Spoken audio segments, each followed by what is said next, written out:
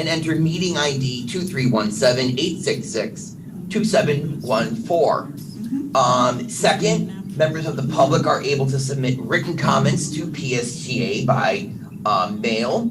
Third, you may also submit your comments via email to publiccomments@psta.net.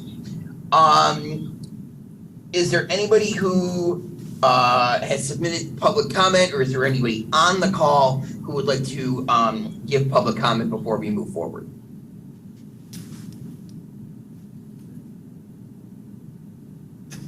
Okay, we'll take that as a no. All right, so that takes care of item number 2 on our agenda. Item number 3 is the chairperson's report. So good afternoon, TRAC members. I hope you're all doing well.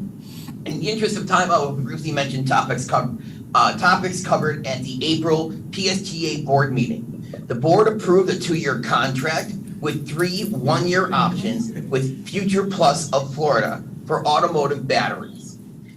They also approved a claim statement in which a bus rolled backwards and hit a building. There was a presentation on fiscal year 24 budget and reserves from Chief Financial Officer Debbie Leas.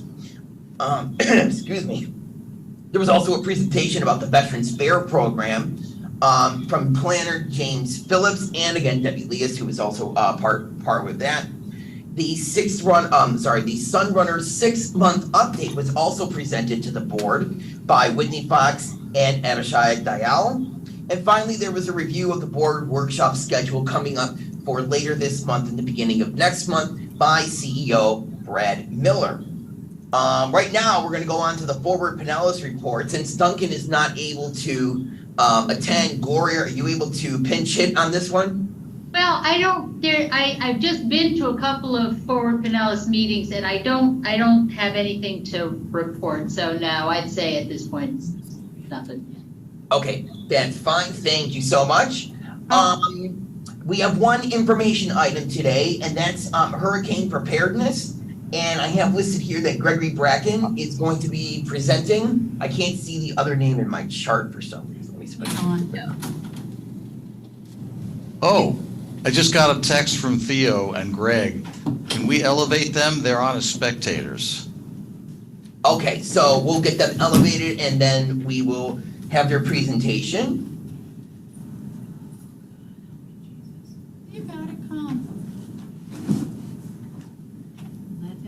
Theo, we're working on it.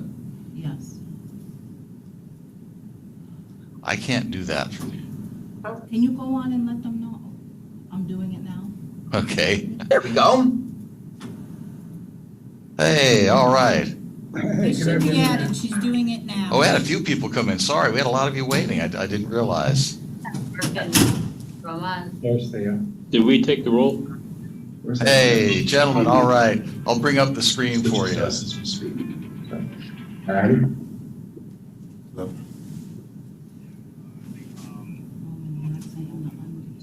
Okay, so we're heading off to Greg Bracken and others who are going to be presenting about our hurricane preparedness. He has to do it on his end.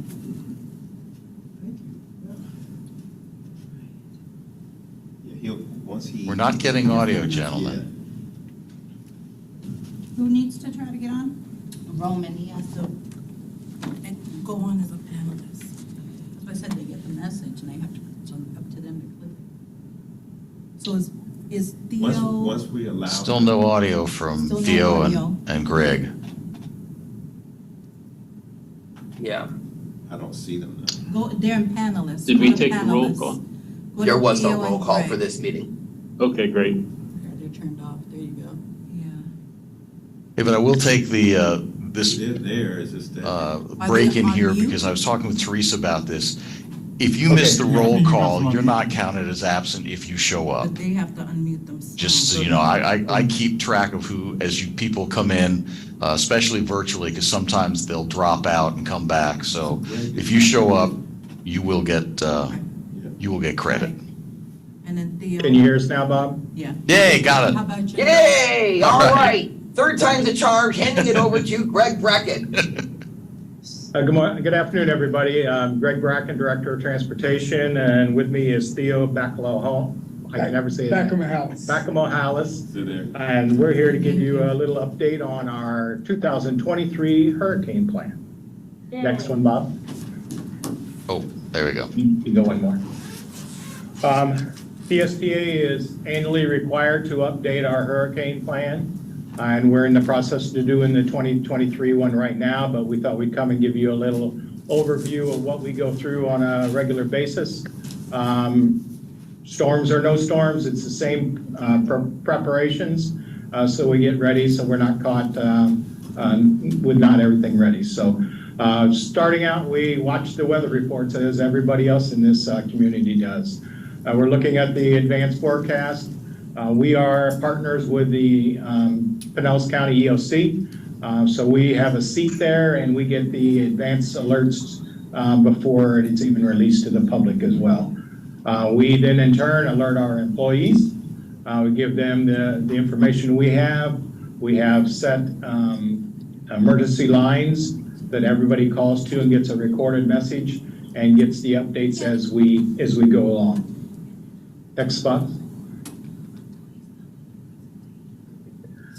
Approaching storm, kind of covered a little bit of that before. On the right, you'll see the notices that we put out on Facebook and Twitter and on our PSTA website. Let our folks know that pending storm is going to be canceling service, but that doesn't stop us from doing what we have to do. We run as long as we can. Our cutoff speed is 40 miles an hour of sustained winds. But during that time, we're still evacuating folks to the emergency shelters. Public announcements are put out. We suspend the fares during the shelter activations. We notify all of our employees and our contractors. We have to prepare buildings, terminals, and shelters. We got to get the trash cans in, all the flying projectiles locked down to protect the community from any of our materials that can become airborne and cause damage to other properties. We prepare our fleet and our vehicles. We make sure everything's fueled. We have our own fuel sources here, but we want to make sure that our vehicles already fueled up so we don't have to worry about refueling them in the case we do lose electricity. We do have generator backups, and we'll get to that in the next slide so we can get around that part. We observe the weather reports and warnings, just like we said earlier, and including the storm surge, which is a major issue for Pinellas County itself. Staff in that EOC, we send supervisors over there, and they actually sit at the EOC desk and represent us, and then they're communicating the county's activations and emergency evacuations that they have to do other than what we are already doing for the shelter service. And then last but not least, we relocate our fleet.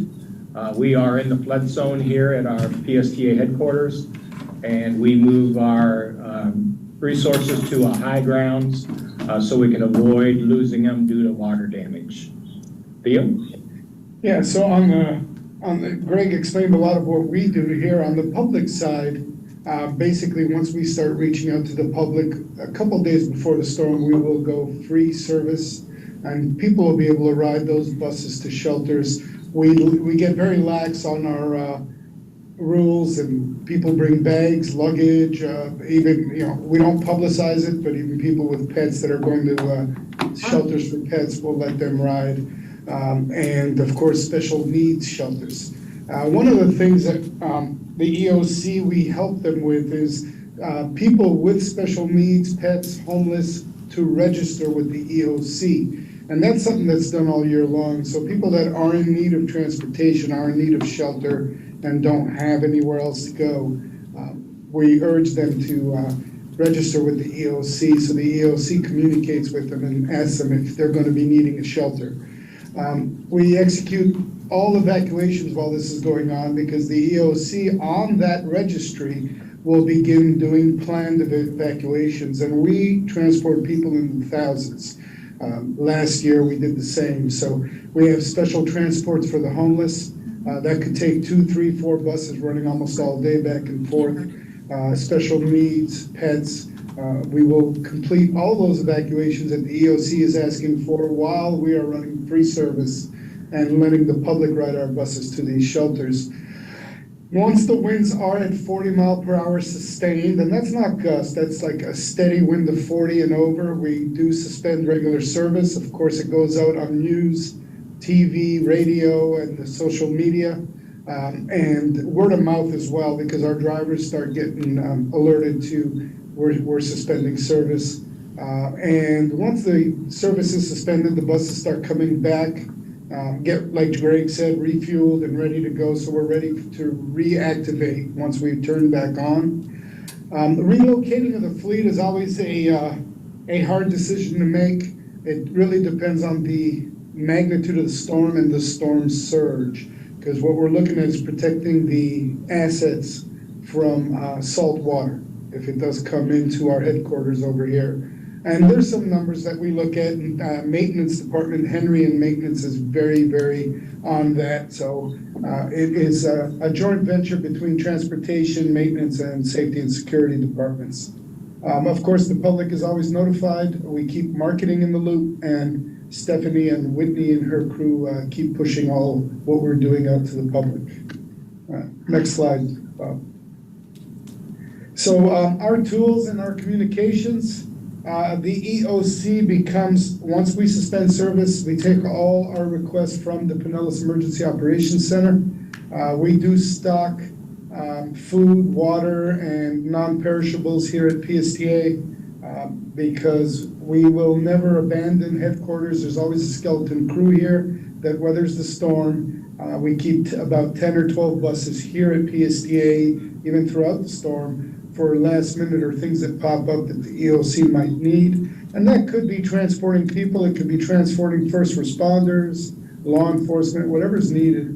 Our communication tools, we have, of course, emails, texts, cell phones, and we carry satellite phones as well, so that we have, if everything fails, hopefully the satellite phones will kick in and we'll be able to communicate.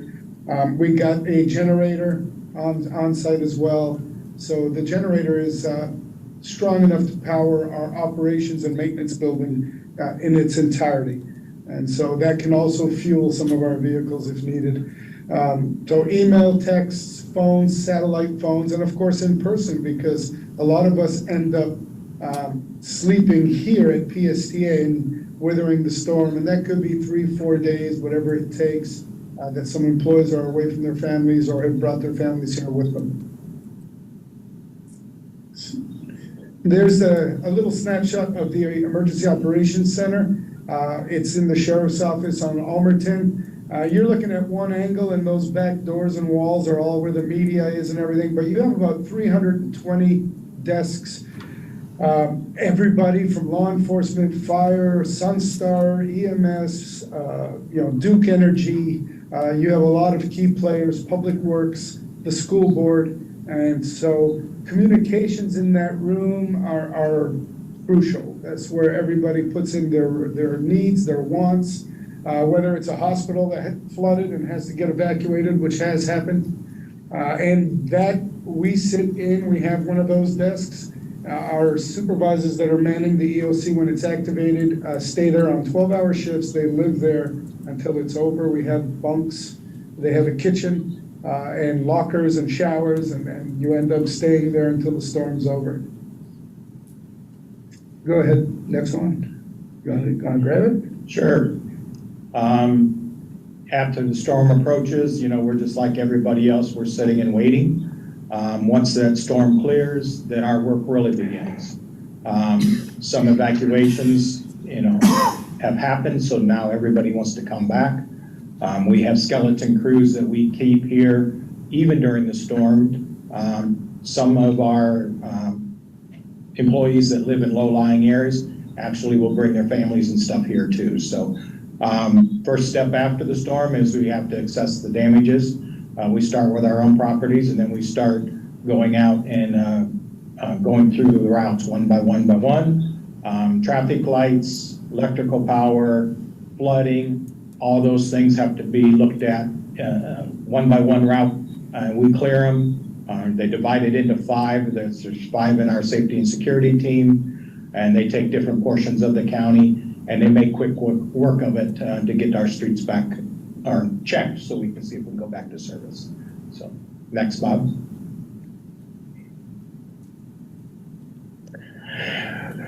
Kind of went through this already. Maintenance evaluates the buildings and fleet where we park them. So it's a circle pattern. So we eliminate the damage from wind to the rest of the fleet. We may get some damage to the exterior buses, but try to prevent that damage to the majority of our fleet. We start bringing our employees back as they can. We start slowly putting routes back out on the routes.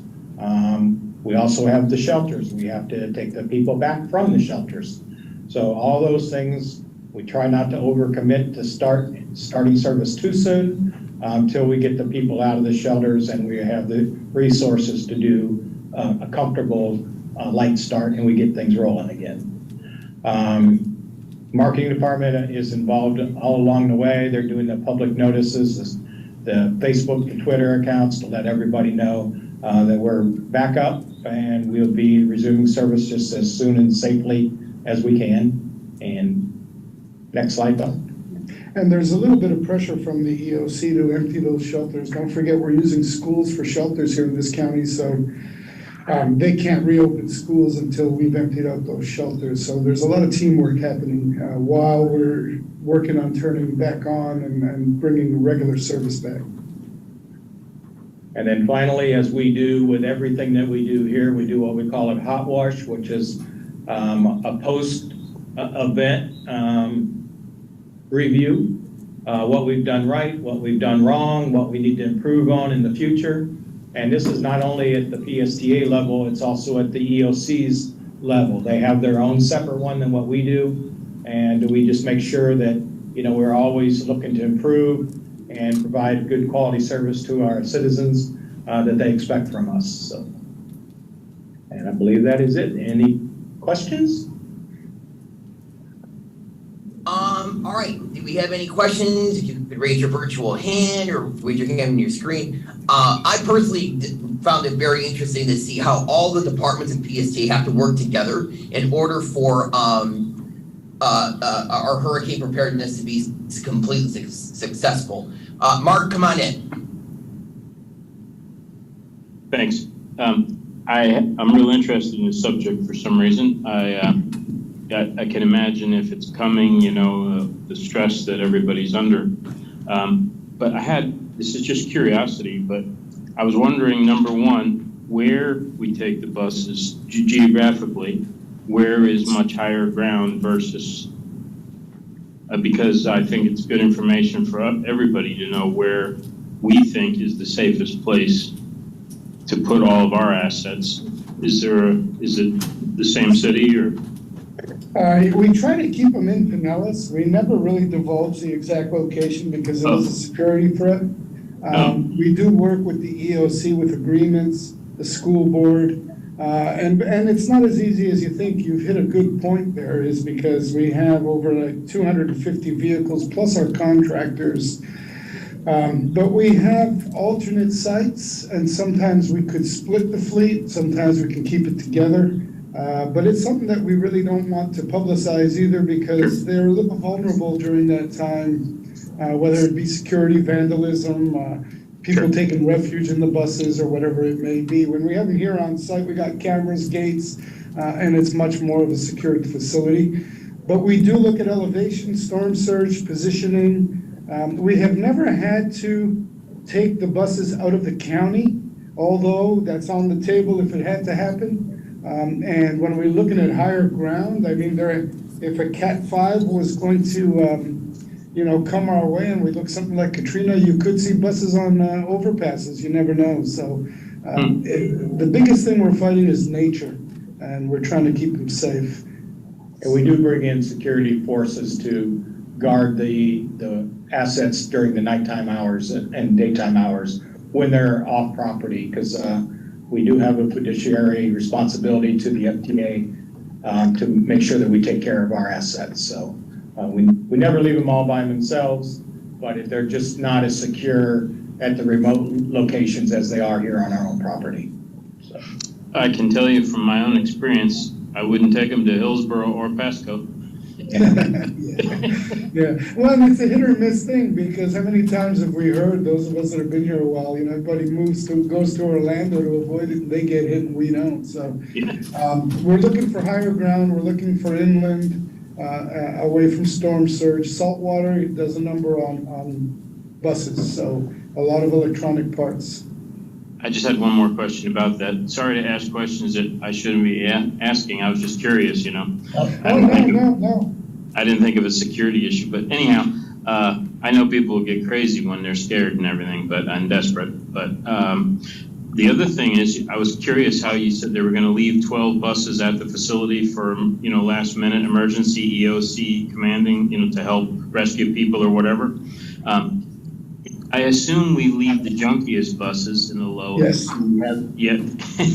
Because some of our buses are probably worth 50 grand and some are probably worth $1 million. You hit that right on. We usually hold back pure diesels that can run in some deep water, and older buses. And we protect those as well. We usually bring them inside. They're not sitting outside, all of them. But it's a small amount, and sometimes you have a sacrificial lamb. But if there's a last minute request and life saving measure, then we'll put the bus out where it needs to go. Thanks. And we do have some lift capabilities too, to get them off the ground a little bit, inside the garage too, so that helps. Thank you. All right, thanks, Mark. Let's go to Gloria. Okay, I just wanted to say thank you. It's always so encouraging to see the amount of planning that you all put into this. And so I'm very proud of PST and proud of your planning. Thank you. Thank you. Thanks. And every hurricane is different, folks. I mean, we put a lot of planning, a lot of thought. It's a lot of years of going through this, but, always in a humble way, because these things sometimes could be very dangerous, and hopefully we haven't been hit yet in a way that it is devastating, but it could happen. Sean.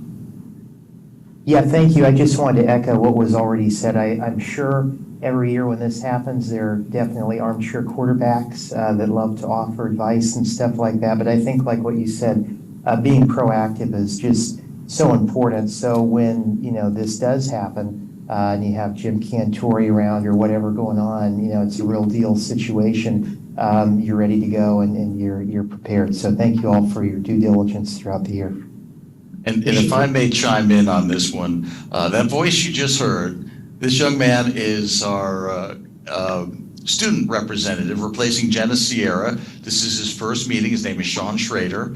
I first actually met him when he was the representative to the Central Pinellas Chamber of Commerce from Largo High School. And he would join their Economic Development Committee meeting every week and give an update. And then lo and behold, now he's essentially the same as the student body president down at USF. Do I have that right? Yeah, and so he'll be joining us from now on. So just want to give a big welcome to him. Thank him for showing up and being part of the TRAC. All right, that's awesome. Welcome. Do we have any more questions about the hurricane preparedness presentation? I do, actually. Mm-hmm. In the past, Greg and Theo, and this is going way back, one of the things that really impressed me most was everybody coming together to when we had to move the buses, to drive those buses. But we also have to take care of the drivers who need to prepare their houses. What is this done? Is this still done like on a volunteer list basis? How do we approach that? Because I'm going back more than 10 years. Yeah, we are currently soliciting all the volunteers who don't have to worry about those low lying areas. So we have that list. But, once, we allow everybody to go take care of their own personal things, we always tell them, make sure your family is taken care of first, and then they come in. I mean, I've been doing this for 30 years. Theo's been doing it for a long time too. Everybody steps up. They take great pride in performing that service for the community because they know that a lot of people don't have any other options. So we've never had a problem getting enough volunteers and workers to come in, and they don't just drive. I mean, they'll pick up stuff, they'll move our trash cans, whatever it takes to get our system secured. they're there to help. So you're right, Bob. It is a big community here, and everybody steps up. Yeah, and it actually starts, Bob, before the hurricane.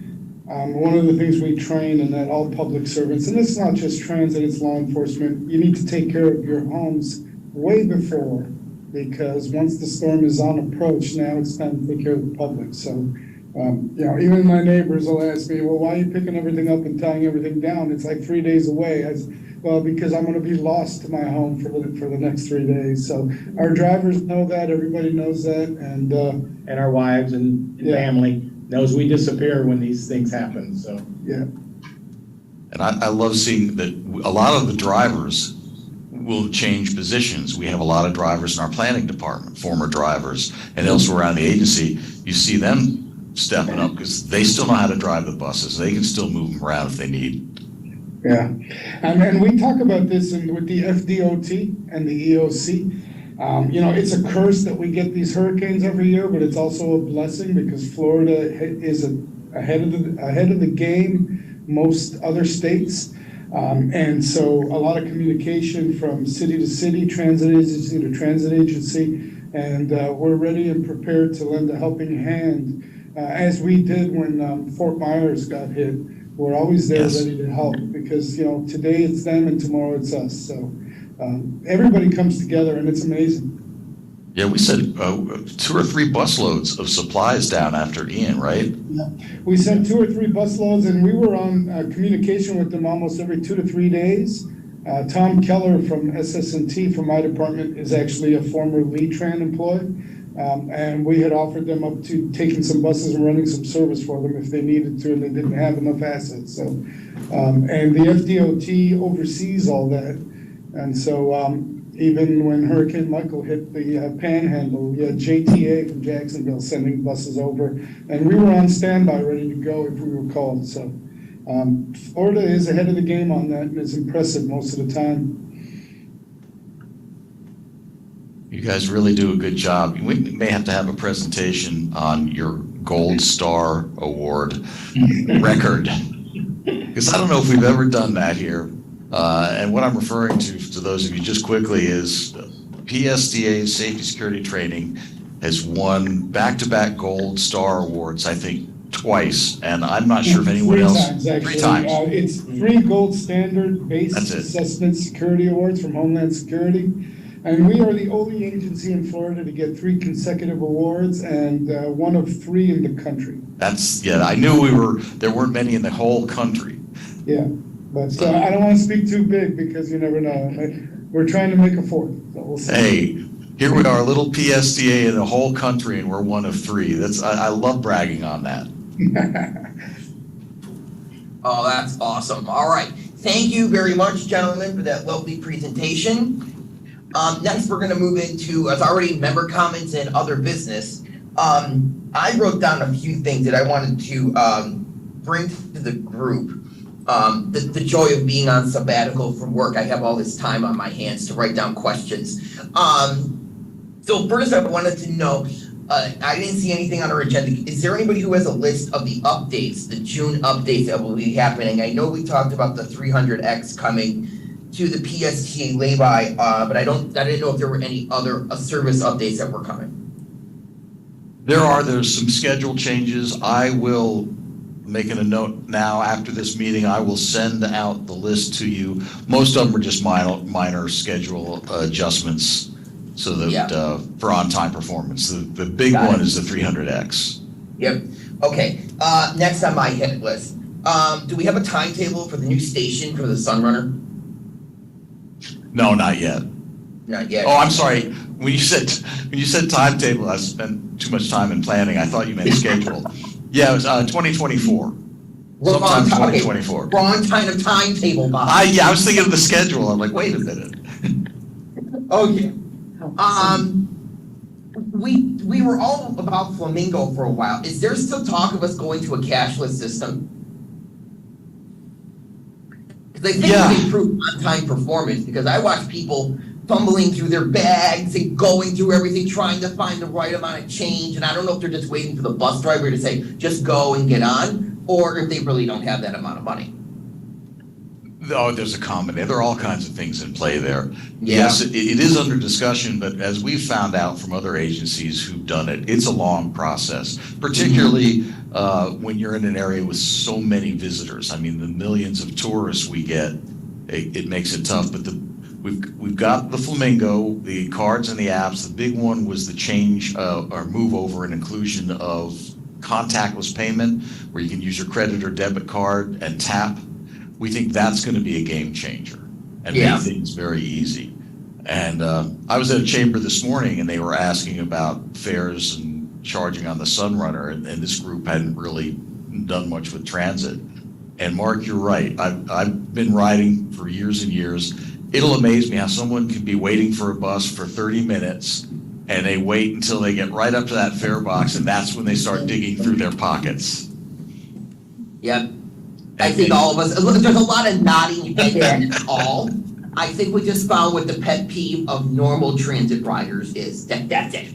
It's just right there. And you're dead on. Just that can speed up a system, a line, say the 18 or the 19 by 20%. Yeah. Okay.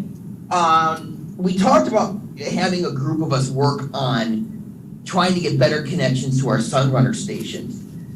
Is that something that we could create a subcommittee that meets separate from these meetings to do? Or with Sunshine and all of that, do we have to hold it within this monthly meeting? No, I'm pretty sure, and I want to double check on this. I'm pretty sure though, if it were, as long as we message it and it's public, you're good to go. Okay. Just like the board committees. Okay, because I think there would be a way for, you know, if people from North County want to be a part of it, that's great. But, you know, Gloria is probably not as familiar with what lines intersect with Central Avenue, whereas myself and Sean and Teresa probably could tell you them right off the top of our heads if you start rattling them off. Right. Okay, this is good. I'm going through this list really quick. 2 more, I'm done, then we'll go to Jason. Have we ever thought about joining C-Click Fix? Because I saw that Hart is part of it, because I had to file a complaint on C-Click Fix today. But I thought it would be cool at PSTA, because then people could say, hey, you know, shelter so-and-so is a disaster, and send a picture of it. Mark, that is a very interesting question, because we were on C-Click Fix for as long as I can remember. And just within the last year, for some reason, there was a group who's above my pay grade who decided we're not going to be on it anymore. Okay. Yeah, I don't know why. Yeah, okay. Last question, and then I promise I'm done. What is our next big project that we can help out with? I have down here, you know, we already know about the Clearwater Transit Center. That's what we're all on board with. But are we gonna see more BRT? Are we gonna see more LX service? Something that we can help with? Actually, we're looking at all of those. I'm thinking the best option will be the Clearwater Center, because I think that'll be the first one up. We're also looking at some sort of an LX on 34/19, and you'll be able to help with that. At the same time, you may have been reading about some of the issues going on across the bay over at Hart with their funding. There have been some articles just this weekend in the paper about that. Well, you know, some of that we're facing as well. So we're starting to look at ways to tighten the belt and see what we can do moving down the road, so we don't end up cutting a lot of service. Yeah. Okay. So that's something we'd have to get back to you on. Yeah, and thank you all for letting me go through my laundry list that I created this morning. With that, we're gonna move on to Jay. Come on in. Hey, okay, so couple, I guess, follow-up questions to Moss questions. I think I read, my ears cut off for a hot second. When you say we're going to a cashless system, that means that we won't be accepting cash fares at all? That's one of the things that we're debating right now, but if we go that direction, it's going to be quite a while. Okay. Because there are quite a few unbanked people who use PSTA, so I just want to make sure they're still Right. guilty. And that's why we haven't been moving quickly to it. Between the groups who are not, as you say, unbanked and tourists, there's still a good market for it. Okay, follow-up to that is, actually, maybe it's not. So since we're starting to allow people to use their bank cards to tap in and pay, does that mean we're no longer seeking retail locations for the Flamingo Fair cards? That's still in the works. They were starting to work on that, then it kind of fell apart. They had to go out for another RFP, request for proposal. Mm-hmm. And I know we have a meeting coming up very shortly to see where we are and stand for that. Fortunately, because of the extension of the Sunrunner free period, that's given us a little extra time, but we're definitely still looking for something to do, to have some sort of retail network or resources out there. Okay, and when does the Sunrunner free period end? Remind me? November 1st. Okay. I'm sorry, it ends technically October 31st, Halloween. Okay. And I guess you'll come back to us when it's relevant about the funding issues that I think you were saying we may be running into. Is that caused by a lower amount of funding coming from Tallahassee or something else? Just, we are capped. Most of our revenue comes from property taxes. And the property tax has been at its cap for a while, 0.75 mils.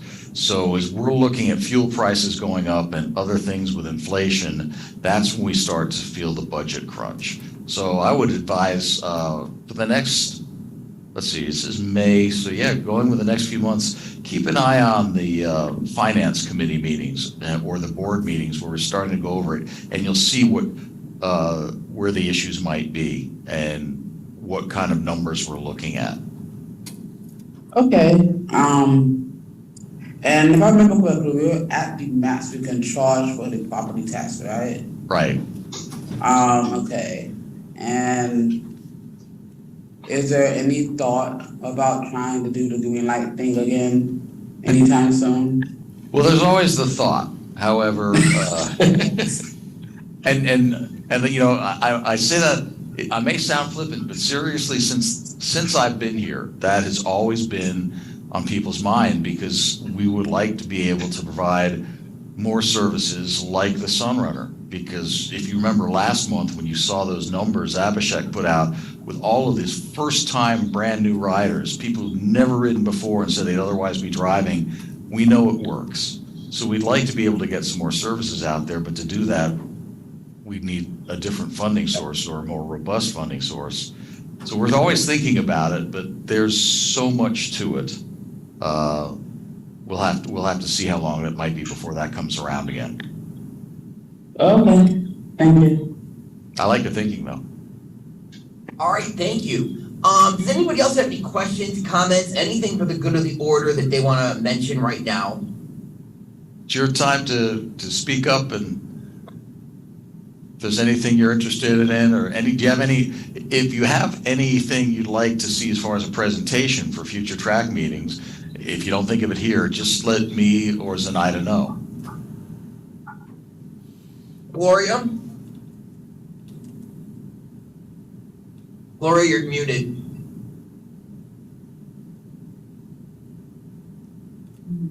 Thought I unmuted, sorry. Though I was just at a meeting this morning, which is relative to the TD program, and we were talking about how much confusion there is about access versus TD, and I don't know how many people within our TRAC committee, are eligible for different. I mean, I know that like Kim and I and Elizabeth, we all ride with access, but I always thought I thought access and TD were the same thing, and they're not. And I think it would be lovely to have a presentation of that if we could. Oh. An understanding of those programs. Is Elizabeth raising her hand? Yes, I am. I learned the hard way because I was so excited to go to the airport with the transportation disadvantage. They Yes, only go from 7 a.m. to 7 p.m. Guess what? My flights are 5 in the morning and after 7 at night. So it doesn't help me this time around. yeah. So I got to plan better That's next cross, time. Bob. I didn't know that. Yeah, yeah. So that's- 7 to 7. Yeah, unfortunately. I was so Um, excited and then I had to, what a letdown. Yeah, unfortunately. And then the other thing, I was gonna say, this is something I just discovered also today. FDOT has a special thing going because they're gonna be, working on US 19 North from 580 up to Curlew. And we gave that special award to the pedestrian crosswalk that's gonna be there and so forth. And this special program I was just watching was talking about what the cars are gonna have to do during the whole construction phase. Nowhere did they mention what happens if you're a pedestrian or a transit rider having to cross the highway now that they're going to be closing down certain cross streets. And so I just sent a note to FDOT saying, excuse me, but can you make sure that you let us know that as well? So I'm just saying that to the committee is whenever you see anything like that, reach out and be the voice of us because they don't think about us as like I say, as pedestrians or transit riders, that when you take the 19 North, you still have to cross over 19 to get to the 19 South. And if they're closing off pedestrian access, you might have to walk 1.5 miles to try to get the return bus. Or else ride the bus further north and get off at a crossroad. So those are my two things. And just so you know, just an update on that, I'm still waiting to hear back from the City of Clearwater, whose Public Works Department did that program. We've got a bunch of names for when they want us to present. Okay. And then I'm still working on the other two. I don't know why I'm not getting much feedback, response from those, but I'm keeping on it. And with SIDA here, I've got some help now. Okay, thank you. Okay. Anybody else with questions, comments, anything? Okay. All right. With that, all right, we'll wrap things up. It was great to see everybody, and we'll see you for our June meeting on, what day is our June meeting? Yeah, I got it on my calendar. June 20? You know, I don't know. Or is it I've June got 13th? Probably the 13th. Hold on, I got the other list over here, sorry. I should have been more prepared. The third Tuesday is the 20th. So it's June 20th. It is June 20th. June 20th. All right, we'll see everybody on June 20th. Thanks for a great meeting. Thanks, everyone. Take good care. Yeah, have a Bye. good day. Bye.